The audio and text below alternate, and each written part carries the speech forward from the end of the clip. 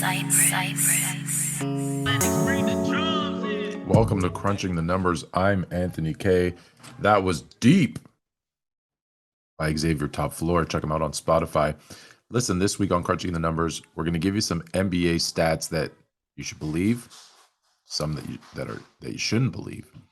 As we like to kick off every Crunching the Numbers with some statistics from what's going on in the betting world in the NFL. We're going to pick our top 5 games. If you want to see the rest, follow us sports_fluent on IG, Twitter, and TikTok. If you have specific questions, be it prop bets, fantasy bets, NBA, NFL, anything you have, send them to anthonyk@sportsfluent.com or connect with me. Like I said, on TikTok, IG, and Twitter, the DMs are open, always open, and we block no one. Sports_fluent. So here we go. Let's kick it off with our straight up statistics from the NFL. Away teams are 49, 57, and 1. So that's 45% winning percentage for away teams so far straight up in the NFL. So that means home teams obviously are the opposite, 57, 49, and 1, 53.3%. The favorites. So the favorites, this is just straight up. There's a party going on. You're going to hear some cheering. We're close to the stadium. So anyways, favorites are 20, 11, and 1. So when we're talking straight up, if you're in a league, if you're doing pools with your friends and you're picking straight up winners, and all you ever did was pick the favorites, you would win 64% of the time. The dogs are obviously the opposite, 11, 20, and 1, which means 35%. Away favorites are 57.1%. They're 8, 5, and 1. Away dogs are 6 and 12. That's 33%. Home favorites, that's your bread and butter, right? Home favorites are 66.7%, 12 and 6. And obviously home dogs are 5, 8, and 1. So 35.7%. All right. So how many of you are making bets straight up? Probably that's your pools, it's your office pool, etc. But what if you're playing realistically against the spread? What are the odds? What should you be looking at? Away teams win 52% of the time. Home teams 47% of the time.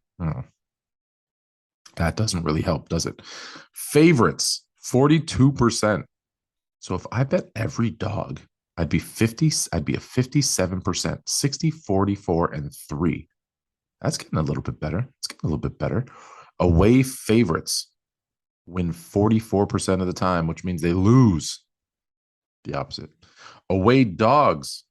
This one's versus the spread. Away dogs versus the spread are 36, 25, and 1. 59%. I'm going to start betting more away dogs. That's clearly something we should be looking at. Home favorites against the spread, 41%, 25, 36, and 1. And home dogs against the spread are 24, 19, and 2, 55%. So there's your overall trending stats so far in the NFL. If you like statistics, we'll give you a little bonus over-under trends. So overtime games, 1 over, which means 16.7%, 5 unders, 83%. Non-overtime games, 41 overs, 59 unders. It's been a defensive league. This is why we've seen so many games where you're like, what? Who won? How did they? That's how. People are running the ball, playing some defense a lot more than they ever have. Oh, all games. So all games, the over 42, 39%. So 64, which is 60.4% of all games, have ended in the under. So there's your NFL stats. We're going to make our 5 picks. Then I'll give you what I was talking about earlier, some NBA statistics as we start to get into NBA betting. It's a little bit tougher because this is a pre-recorded show and we're not give you something from a week away because we don't have the odds at that point. But follow sports_fluent. Send us the games that you want to know on a daily basis. We will respond right back, either with a video, if it's like TikTok, or a DM, if it's IG or Twitter. So let's pick our games. We're going to start with the Thursday nighter. So tonight, depending on what time you're watching this or listening to this, shout out to the Fired Up Network. Ravens and the Bucks in Tampa Bay. Bucks 1-point favorites. I'll give you a minute to think about it. We're going with the Ravens. Give us the 1 point and the Ravens. I think the Ravens win straight up. against the Bucks. The Bucks are Bing bong lost. Tom Brady probably should have retired this offseason. Now they're going to blame a multitude of things: his offensive line, the fact that he has like 2.3 seconds to throw, which is the lowest amount of time he's ever had, the fact that Mike Evans drops wide open balls for a touchdown. There's a million reasons, but the facts are the facts. They're not playing very good football right now. Although this isn't a premier matchup, I got to pick it. Bears and Cowboys. Bears coming off a tremendous win against the New England Patriots, 33-14, 23 unanswered points. Great game. They now go into Dallas as 9.5-point underdogs. But here's the thing.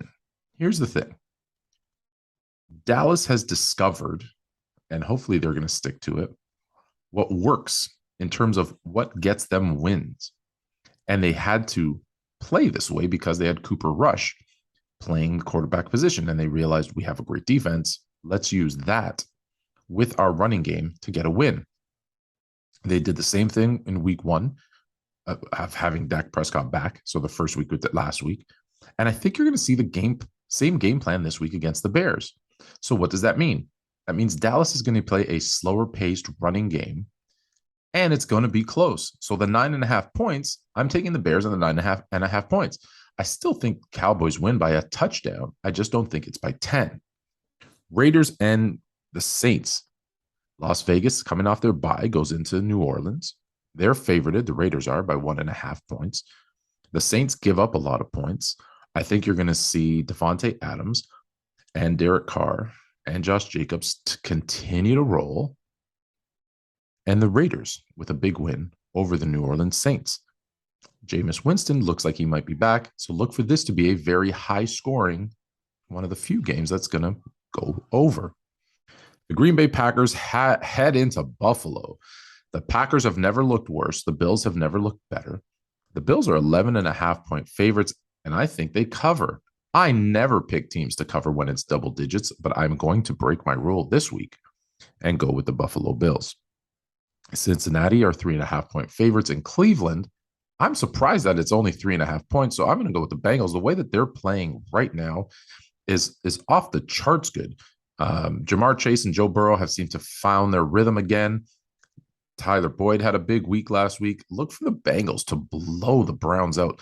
It's the Browns just doing Brown things. All right. So that's our top 5 picks. We'll give you the rest of the picks if you check us out on sports_fluent, IG, Twitter, TikTok. All right. Give you a couple of stats from the NBA before we let you go. Leading scorer right now in the NBA, Ja Morant, 35.3 points per game. There are currently, count them, currently as of right now, which is Thursday, October the 27th, 11 players averaging over 30 points per game.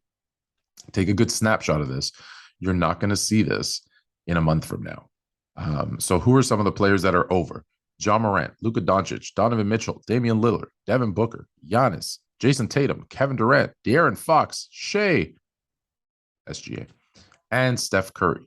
Look for at least half of those to drop off in the next 2 weeks.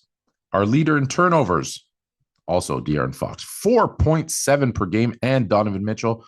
That's why those two guys are on my list of, you're going to see them drop off a little bit. They're going to have to slow down their play because too many turnovers, although they're scoring some points. Donovan Mitchell more so because once Darius Garland comes back in, that's going to change up that offense a little bit. You know, someone told me, I want to say yesterday, is no one going to be, the way the game's played today, no one's going to average 3-4 blocks game ever again.